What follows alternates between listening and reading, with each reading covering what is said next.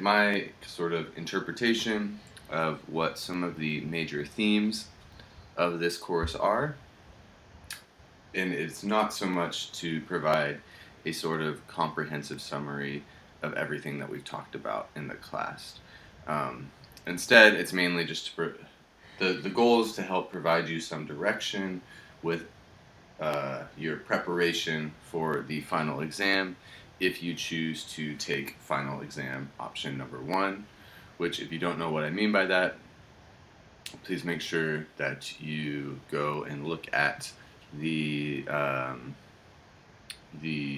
document that says final exam. Lecture, we're looking at some of the major themes that I think folks should think about and maybe look into in more detail. The first is the socio-spatial dialectic of economies and urbanization. If you'll remember, this idea of the socio-spatial dialectic was first put forward by Edward Socio, the famous geographer, and we talked about in the first or second week, I believe, how the idea of a dialectic means this kind of, or is meant to indicate a kind of recursive relationship between two different processes that are interrelated but distinct, right? And it's by a recursive relationship between, for example, economies and urbanization, we mean that economic processes affect processes of urbanization or how cities develop, and that urbanization and the development of cities in turn affects economic processes. And that's different than just saying that, for example, cities or urbanization is completely determined by economic processes, which is another way, a different way of thinking about the relationship between economies and urbanization. But so let's go through some of the examples that we can think of for how economics affects urbanization, and urbanization in turn affects economies and economics. So in the first instance, we can think back to how processes of industrialization in late 19th century England really drove some of the major waves of urbanization in cities such as Manchester. So the development in more the kind of economic realm of forms of factory-based production drove the sort of concentration of people into cities and helped produce wage workers in spatially concentrated cities, rather than whereas people were previously spread out in more rural areas in England, undertaking subsistence-based livelihood practices. So that's the first instance in which economic processes affect urbanization. A second, now a instance in which processes of urbanization affects economic processes, we can think about how real estate has become an important factor in both national economies and the growth and development of economies of cities. And this is really evident, as we talked about, after the crisis in the 1970s, the kind of global crisis and recession, which really was a turning point in processes towards neoliberalism and real estate values themselves, and the production of those real estate values through different forms of urbanization, in turn became an important factor in driving both, like I said, the economies of cities and also national economies, as we talked about in those lectures, as housing-backed mortgages really drove debt-financed consumption. The second process that I want to talk about and point folks towards in this lecture is the relationship between urbanization and displacement. And this relationship, this sort of like co-constitutive, I guess, is one way of saying it, relationship between urbanization and displacement was evident really throughout maybe not every, but throughout the entire sort of historical range that we covered in this course. Um, we can remember back, we just talked about in England in the late 19th century, how industrialization and the rise of cities such as Manchester coincided with the displacement of rural communities from their subsistence-based livelihoods um, as a result of the demand of factories for more wage labor and the following enclosure of the lands that people relied on and the privatization of those lands, which forced folks to move to cities to survive. Another example of displacement is, of course, gentrification, which we just talked about last week, or in last week and I believe the week before. Um, and then also the process of what Mike Davis refers to as depeasantization, which is a form of kind of urbanization, primarily in the global South, that resulted from, as Mike Davis argues, the structural adjustment programs of the IMF and the World Bank. So those are all, we can see through those, even just through those three examples, the whole range of the course that we talked about. Displacement was a major theme, and we can kind of come to a general conclusion that major shifts in the dynamics of urbanization also often include major displacement of predominantly oppressed communities, right? It's not the elite, the rich or the powerful that are often displaced by shifts in forms of urbanization.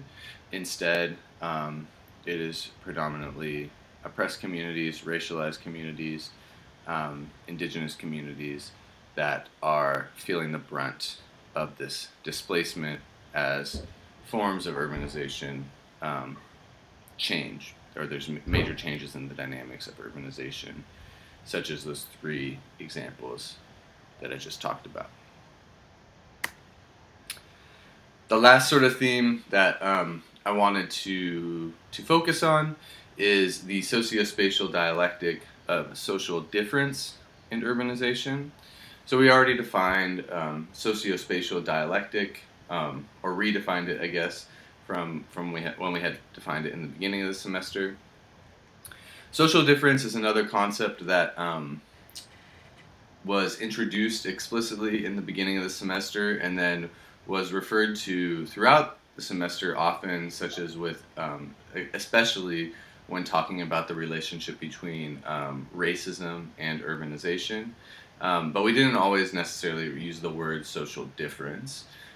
So just as a refresher, by social difference, we were referring to the sort of categorization and division of people into distinct groups, and then at a societal and kind of systematic level, the hierarchization of those groups in a way that made some groups structurally and materially sort of more powerful or more privileged than other groups. So, for example, in terms of race, like we talked about, racism is the expression of this hierarchization of social difference, which in North America predominantly benefits white communities, are materially and structurally benefited over communities of color.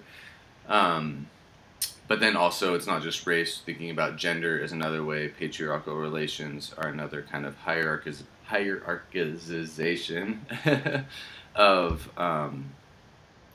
gender-based social relationships. And so that's kind of what we're referring to as social difference. And so in thinking through the examples of how social difference affects processes of urbanization, that kind of top arrow, we can go back to some of our discussions about the Federal Housing Administration in the United States and how explicitly racist policies about who gets a home loan, which disproportionately benefited white homeowners, and then explicit exclusion of people of color from from new developments, such as in the suburbs, and then also processes of redlining, which kind of goes back to that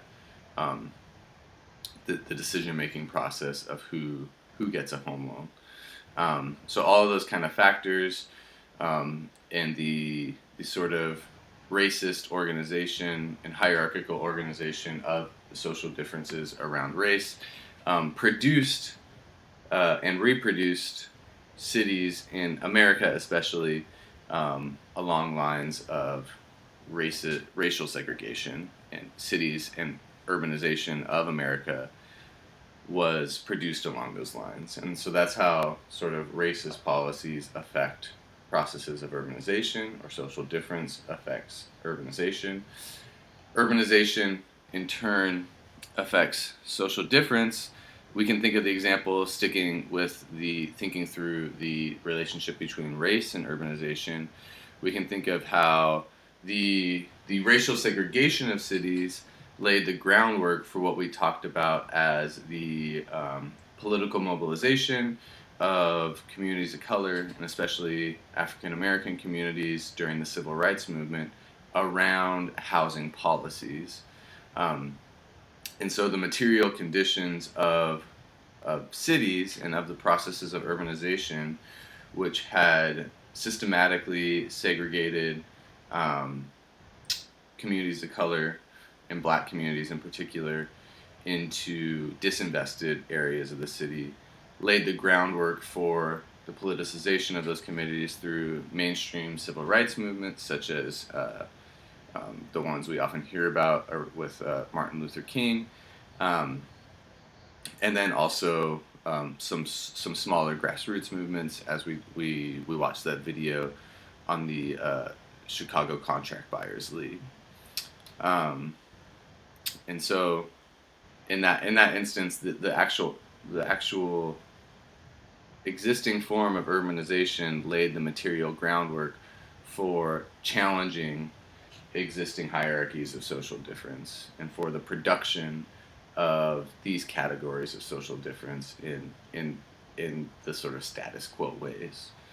And so that's one example of how we can think about the socio-spatial dialectic of social difference and urbanization.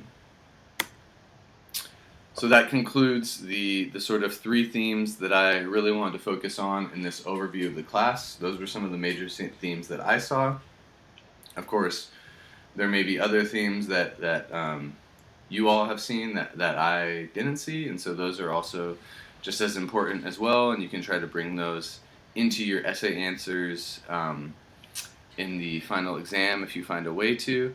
But yeah, that overview was meant to kind of give you some direction as you prepare for the final exam. It was not a comprehensive overview, but just giving some direction and some of my thoughts.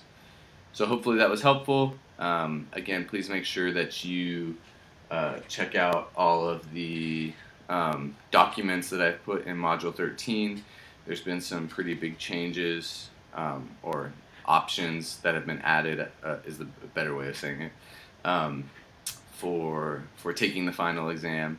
So make sure you watch you read those, and then watch the second lecture where I will go over those different options in more detail.